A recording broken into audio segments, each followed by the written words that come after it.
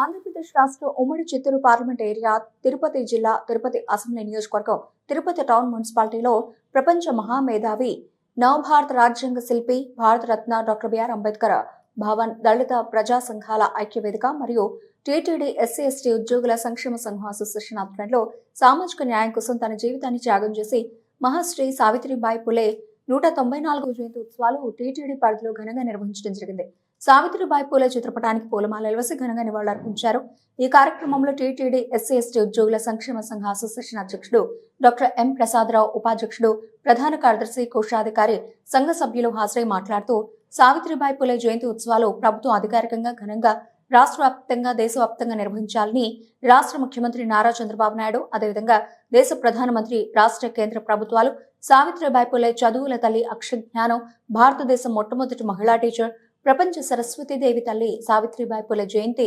జనవరి 3, 2025 సాయంత్రం 6 గంటలకు తిరుపతిలో పెద్ద ఎత్తున సావిత్రిబాయి పూలే జయంతి ఉత్సవాల కార్యక్రమం జరిగింది. అధికారికంగా నిర్వహించాలని నిరుపేద ఎస్సీ ఎస్టీ దళిత బహుజన సంఘాల విన్నపం.